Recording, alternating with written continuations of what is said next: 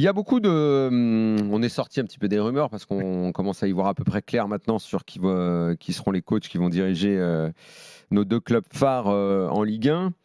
Et au-delà des avis qu'on va avoir et des réserves qu'on peut poser, notamment moi hier, une ou deux sur Luis Enrique et sur son palmarès depuis 2015.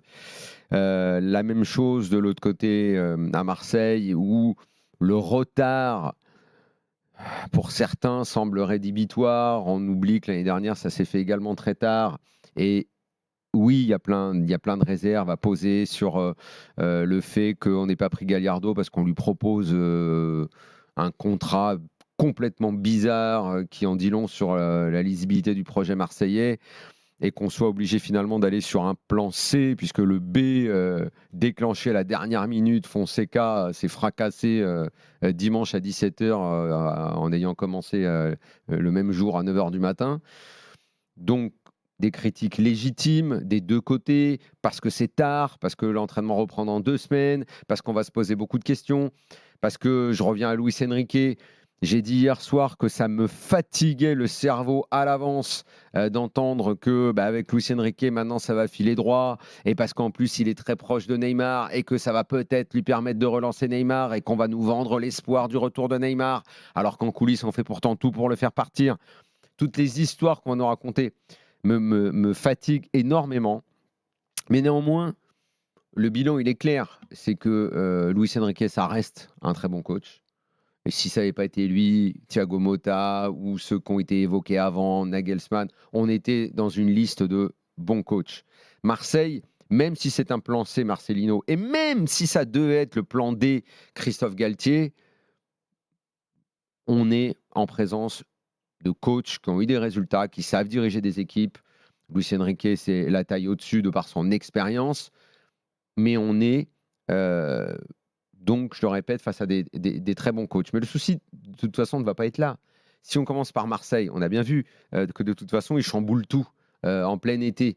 Donc, ça va tenir beaucoup aussi à la façon dont Longoria va recruter, quel genre de joueur il va donner à son entraîneur. Et là où ça va devenir juste un petit peu périlleux pour l'entraîneur, c'est son adaptabilité. Tudor a fait très vite et honnêtement, moi je ne veux pas refaire le débat sur la saison de Tudor, mais des entraîneurs qui, en arrivant au dernier moment, avec des joueurs que tu ne choisis pas, tu t'adaptes à un projet. Je crois qu'on est en train de le comprendre quand même, que le projet de l'OM, il est quand même bizarre et un peu biscornu quand même. Tu restes un an, hein, on vend tous les joueurs, on reconstruit sans arrêt. Bon, ça va être un peu compliqué parce qu'il va falloir qu'il s'adapte très vite aux joueurs que Longoria va lui fournir. Pas de raison qu'il ne le fasse pas comme Tudor l'a fait. Moi, je crois que si c'est Marcelinho et même Galtier, je pense que maintenant, il y a assez de sérieux dans ce club pour que l'OM, malgré tout, puisse jouer le podium. Quant au PSG, mais de toute façon, alors là, c'est la même histoire tous les ans. Les premiers mois, on sait ce qui va se passer. Ça va jouer le feu, ça va être parfait. Et le rendez-vous, il est pour le 15 février. Et accessoirement le 8 mars, le 6, le 7 ou le 8. Je ne sais pas quand est-ce que ça va tomber. Mais le rendez-vous, il sera toujours là. Finalement, on n'écrit pas vraiment de nouvelles histoires au PSG avec Luis Enrique. La seule, je ne sais pas si c'est vrai ou si c'est moi qui idéalise ça, la seule histoire un peu nouvelle qu'on aurait pu écrire, c'est si ça avait été Thiago Motta. Parce que c'était l'ancien joueur qui revient, qui se lance lui-même dans une nouvelle aventure, parce que même si ses résultats sont extraordinaires sur les mois qu'il a dirigé Bologne, c'est on va dire un homme vierge dans le métier. Et on va dire pour un nouveau souffle avec le PSG, lui, jeune entraîneur, il y avait une espèce de fraîcheur. Mais au final, rien de garanti, c'est non plus la réussite pour lui, quoi. Bon voilà, c'est en conclusion, encore une fois, les joueurs que Luis Campos va offrir à Enrique, le mot que lui aura à dire sur le recrutement, la façon dont on va nettoyer le vestiaire des plaies qui traînent dedans et des pommes pourries qui traînent dedans depuis longtemps, ça va être surtout ça la clé. Bien au-delà du choix qu'on attend tous, l'officialisation pour cette semaine de Luis Enrique. Si ce n'est pas cette semaine, ce sera lundi prochain. Je pense que là, maintenant, on est déjà dans l'étape d'après. Stéphane. Daniel a ouvert plein de portes, là, plein de pistes. C'est pas tout à fait la même problématique. Moi, ce qui m'étonne dans ce qui se passe au Paris Saint-Germain aujourd'hui, mais comme à chaque fois, c'est la cohérence. C'est-à-dire que comment on peut courtiser Nagelsmann et Enrique en même temps. C'est-à-dire que c'est quand même 2 projets de jeu complètement différents. C'est, il y en a un, c'est sans Neymar, l'autre c'est avec Neymar. Rien que ça explique qu'une fois encore, on ne peut pas comprendre la logique. Nagelsmann, Enrique et Daniel, sur ce point, je partage son avis. C'est-à-dire que ce sont évidemment des bons entraîneurs, mais comme je pense que Galtier était un bon entraîneur, Tourelle était un bon entraîneur, Pochettino était un bon entraîneur, le problème n'est pas là, c'est quel est le projet de ce club, quelle est sa philosophie, qu'est-ce qu'il a envie de mettre en place, est-ce qu'il veut s'appuyer sur les jeunes, est-ce qu'il veut un football de possession, est-ce qu'il veut un football de transition. Il n'y a aucune de ces questions-là, finalement, n'est résolue. On nomme d'abord l'entraîneur, puis après, on verra bien ce qui s'y passe. Et de ce point de vue-là, c'est un peu la même sauce à Marseille, où on peut aussi s'étonner. Alors moi, je ne connais pas bien l'entraîneur voilà, qui est programmé. Là, on avait plus d'idées avec ce que pouvait faire Gallardo. Il y avait moi, Gallardo, ça m'excitait énormément. Ça fait des années que j'attends de voir Gallardo en Europe. Et j'aurais aimé que ce soit en France. Peut-être que ce sera à Monaco, je ne sais pas. Il y a encore, mais encore, il y a quand même beaucoup de points d'interrogation autour de nos clubs français. Là, même s'il n'y a pas à s'inquiéter sur le fait que les hommes ne soient pas nommés, mais trouver dans le football français d'aujourd'hui un projet visible, stable, c'est à part Lens. Bon. Sinon, il n'y a pas beaucoup de points de repère. Est-ce que l'arrivée de Luis Enrique n'est pas, tu parlais de nouveauté, il n'y a pas de nouveauté avec le PSG, Daniel. Est-ce que c'est pas l'arrivée d'une autorité? Une autorité qui s'est déjà imposée dans des grands clubs, dans un grand club en particulier, c'est le FC Barcelone. Tout le temps, on a dit Tourelle, il va arriver. Avec lui, ça filait droit au Borussia. Il a gagné avec des champions. Bien sûr, avec le Barça. Il a fait un triplé en 2015. 2015, oui, la grande année. Est-ce que c'est pas l'arrivée d'une autorité quand même, Daniel? Alors certes, moi je comparerais d'une autorité enfin affirmée au PSG. Mais en quoi, dans ce rôle-là. En quoi c'est plus une autorité que Emery ou Tuchel ou Pochettino ou parce que lui, il a prouvé dans son histoire, dans un grand club comme le FC Barcelone, c'est un homme qui a mis Xavi sur le banc, qui a mis Léo Messi sur le banc. Qui est allé au clash avec certains aussi. Les statuts ne l'intéressent pas vraiment en réalité. C'est le sentiment que ça donne. Et également avec la sélection espagnole. Hein. Il a fait appel à des jeunes, il a écarté des cadres. Ça, ce serait une nouveauté. Si tu me garantis qu'il est capable de faire ça au PSG, parce que ce truc-là... Ce serait une nouveauté. Ce truc-là, on nous l'a garanti chez d'autres aussi avant lui.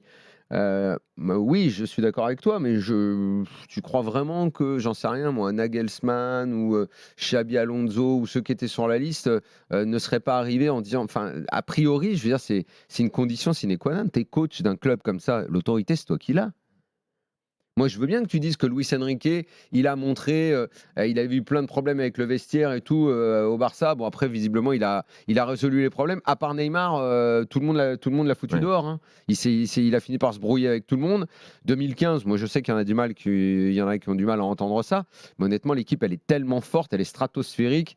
Je ne sais pas s'il y a beaucoup pour la diriger. On me dit, ouais, mais il a verticalisé, machin. Mais ça, c'est les mythos pour ceux qui veulent faire de la tactique. Je sais pas, tu ne peux pas dire que Guardiola mérite ses victoires et son palmarès, alors qu'il avait une équipe aussi forte. Il gagne partout.